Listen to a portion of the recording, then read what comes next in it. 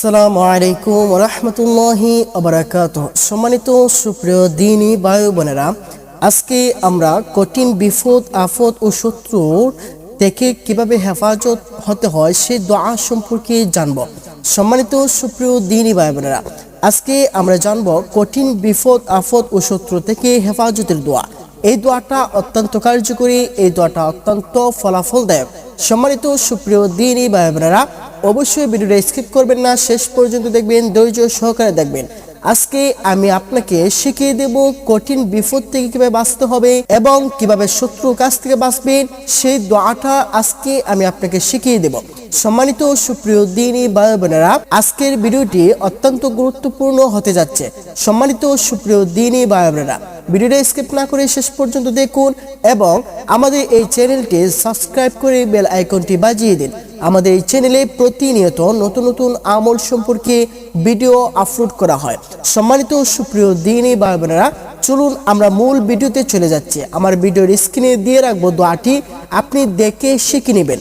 দোয়াটি হচ্ছে আল্লাহুম্মা ইন্নী আউযু বিকা মিন জাহদিল বালাই ওয়া দারকিশ শাকাই ওয়া সুইল কদাই ওয়া শামাতাতিল আ'দা। এই দোয়াটি অত্যন্ত পাওয়ারফুল। এই দোয়াটি যদি আপনি শিখতে পারেন তাহলে আপনি কঠিন বিপদ আপদে এবং শত্রুর কাছ থেকে হেফাজত হতে পারবেন। সম্মানিত সুপ্রিয় দ্বীনী ভাই বোনেরা, দোয়াটি আমি আবার বলছি, আপনি সহিভাবে আমার সাথে সাথে পড়ে শিখে নেবেন। দোয়াটি হচ্ছে আল্লাহুম্মা ইন্নী আউযু বিকা মিন জাহদিল বালাই ওয়া দারকিশ শাকাই ওয়া সুইল কদাই ওয়া শামাতাতিল আ'দা। এই দোয়াটি আপনি যদি সহিনিয়তে পড়েন তাহলে আপনি কঠিন বিপদ আফত থেকে এবং শত্রুর কাছ থেকে হেফাজত হতে পারবেন। এই দোয়াটি কখন পড়বেন? এই দোয়াটি প্রত্যেক ফরজ নামাজের পর পড়তে হবে। মুনাজাত করার আগে কিছু দুরূদ শরীফ পাঠ করতে হবে এবং কিছু ইস্তেগফার শরীফ পাঠ করতে হবে।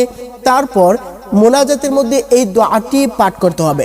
প্রত্যেক ফরজ নামাজের পর পড়লে আল্লাহ রাব্বুল আলামিন আপনার এই দোয়াকে তাড়াতাড়ি কবুল করবেন। সম্মানিত সুপ্রিয় দ্বীনী ভাই বোনেরা, আজকের ভিডিওটি অত্যন্ত আপনাদের ভালো লেগেছে। যদি ভালো লেগে থাকে আমাদের এই ভিডিওর কমেন্টে অবশ্যই আপনাদের মতামত জানিয়ে দিবেন। আমাদের এই চ্যানেলটি সাবস্ক্রাইব করে বেল আইকনটি বাজিয়ে দিবেন পরবর্তী ভিডিও পাওয়ার জন্য। সম্মানিত সুপ্রিয় দ্বীনী ভাই বোনেরা, সবাই ভালো থাকবেন, সুস্থ থাকবেন। আসসালামু আলাইকুম ওয়া রাহমাতুল্লাহি ওয়া বারাকাতুহু।